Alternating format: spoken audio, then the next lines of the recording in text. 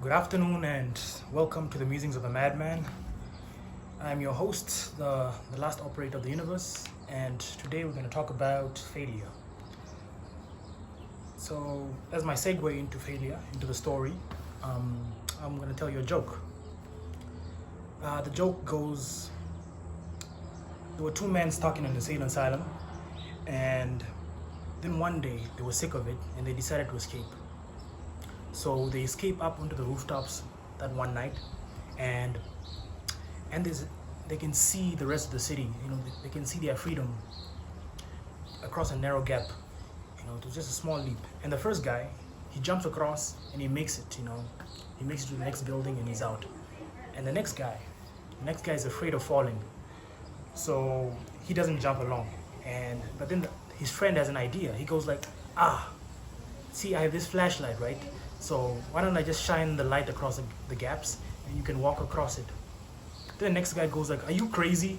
Or do you think I'm crazy? You just turn it off when I'm halfway through. Yeah, and that's the joke.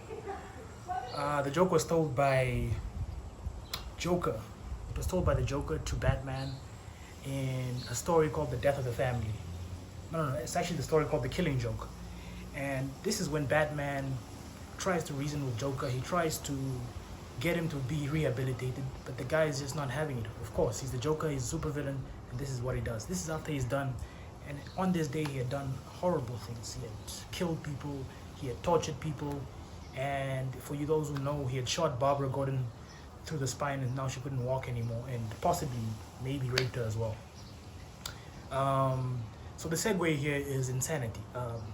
One definition that I know about insanity is that the tendency of doing something over and over again and expecting different results is the definition of insanity. So in this case, I'm gonna tell you about a time where I was acting insane.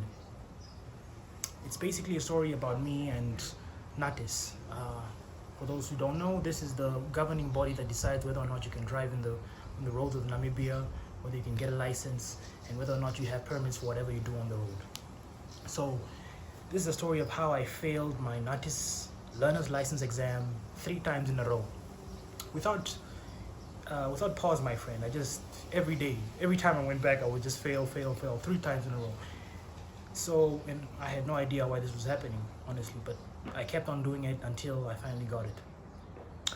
So, to start the story would be to just start from the beginning. When I first got my learner's license, I was 17 years old, turning 18, and I had calculated in such a way that when the learner's license expired, I was old enough to take the driver's test and get my license.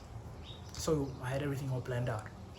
Now, I got my learner's license without difficulty. I had the tests, I had the book, and I prepared well, and I passed. And I was like, yay, it wasn't a big victory for me. I was like, it was multiple choice, a learner's license test, nothing big is coming out of this. At the time, I didn't even have access to a car, so I was simply just getting it because I needed to get my license. Now what happened was, towards my 18th birthday, at the end of my 18th birthday, towards the end of grade 12, my mother got us a car. When she got this car, I was so excited, but then as expected, I could not drive. I had no experience learning how to drive, I had no experience driving the car, so our uncle drove it for most of the time. Now, what happened was I wanted to drive the car, but I didn't have a license, and my mom wouldn't have it. But I was very adamant. That was the bratty side of me coming in, and I wanted to drive the car. I was like, I have to drive the car, okay?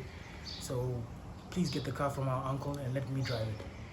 So we got the car, and I started driving with my learners. And eventually, time came for me to take the driver's test. I was so excited. I had practiced. I'd done everything.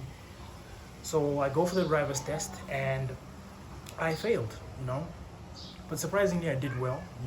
The way the driving test is set up is that you have a parking session in the yard where you have to do a certain number of parkings, 3 of them to be exact, and then after that you have your hill test right before you leave the yard and go out into the road and prove that you know your stuff.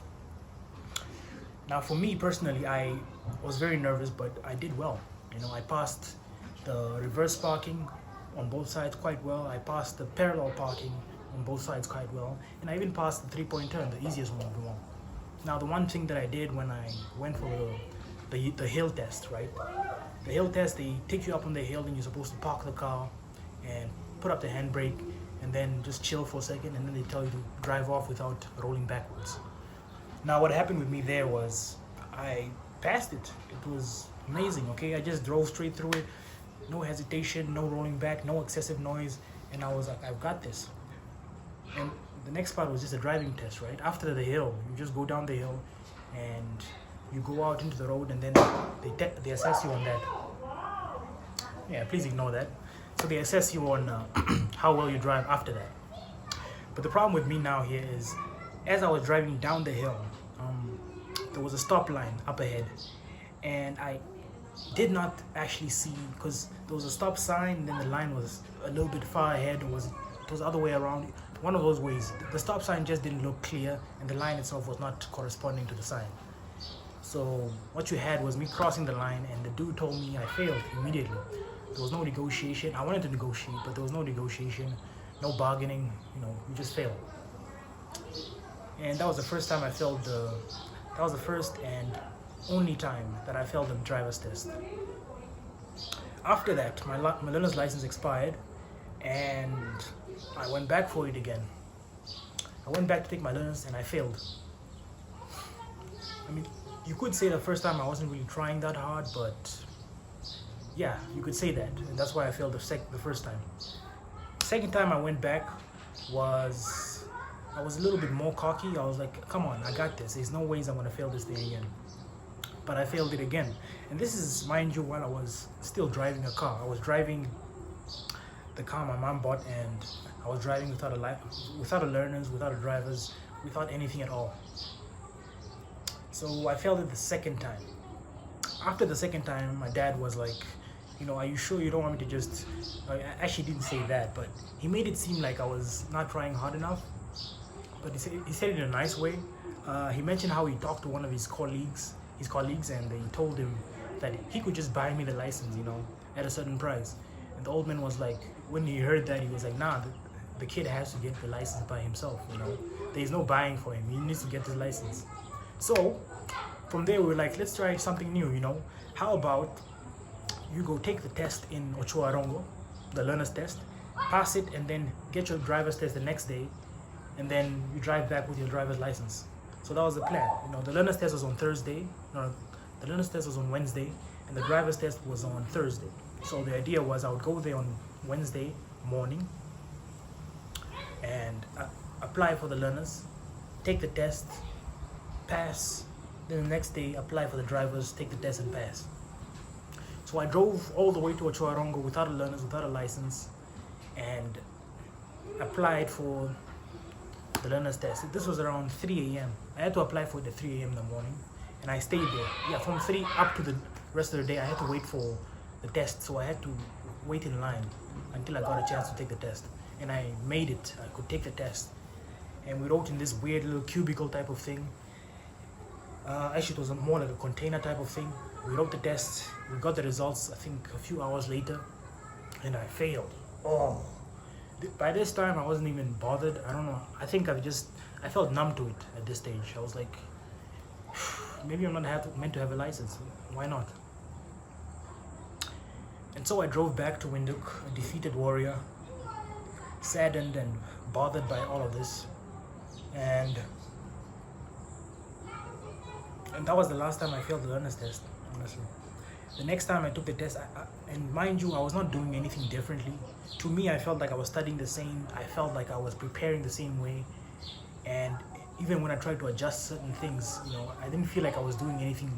There wasn't anything you could actually do. I had already passed this test the first time quite easily. So for me, it felt like I was just cursed or something, you know. Or rather, I was inattentive or something. But I mean, after 3 tries, some part of you must go like, maybe it's not meant for me, you know. When I told a friend about this, she went I told Uvi about this, and she went like, could you read? You know, she was like, how do you fail the test 3 times? It doesn't make sense. I mean, the test isn't that hard. It's just, I blame it on the privilege of being able to drive. I mean, having the car itself, I felt like I could already drive. I felt like I could already pass the test if I was given the chance. And the learners was my only roadblock. So to me, I felt like I was just being held back. You know, the system was against me. It wasn't unfair. It wasn't fair. But anyways, after failing that, I went for the driver's test. I mean, the learner's test, right? Here in Windhoek. I came back to Windhoek and was planning on taking the learner's test again. And surprisingly, this time I passed. Woo! It was amazing. And then I think I applied for the driver's maybe 2 or 3 days later, because I had been practicing. I was ready for it, but I might have given it a week or so. And I got my driver's shortly after. The driver's test was smooth, it was calm, and I was just in control at all stages of the entire test. And that's the story of how I got my driver's license after many failures. And yeah, I guess I should add a looking back on its part of this. Looking back on it, right? Like I said before, I didn't feel like I was doing anything differently, and I didn't feel like I had to do anything differently. I was just preparing for the test. You know, all I had to do was just study and pass. Simple as that. And looking back on it now, I feel like failure is bound to happen eventually, right? And the best way for you to handle it is to keep on trying. You know, whatever is holding you back, whatever psychic block is there, whatever physical or social or economic or whatever block that's in your way at the time, right? It won't go away. You can't expect it to go away first before you can pass. You know, just keep trying. My goodness, I sound like a motivational speaker, but trying is the way to go. You know, failure does not mean stop. Failure means that you are getting to the hard part, or rather, failure means that things are gonna start getting things are getting exciting. Or rather, there's this saying that I found: if you are encountering obstacles that are harder and harder to overcome, that's a sign in a video game. In a video game, that's a sign that you're getting closer and closer to the end. You know, you're getting closer and closer to the main boss. So the more obstacles you're facing in life, think of them as them preparing you, you know, or them as a sign that you're getting closer to the end. You're getting closer to the big boss. You're getting closer to that success point, you know. So don't think of obstacles as bad things. Rather, think of them as motivation to keep on going. You know, think of them as a test, a trial for you to just overcome. They are meant for you to overcome. They are not designed to stop you. They're just designed to delay you. And it's up to you to make their delay productive for your own person. In this case, me failing the learner's test over and over again, I didn't have a point where I discovered like, I've fallen down 8 times and this is the 9th time I'm getting up, so I must do better. No, each time it just felt like nothing was going to change, and I was in a rut, so to speak. And I guess that's the end of our talk here. Thanks for joining me, and goodbye.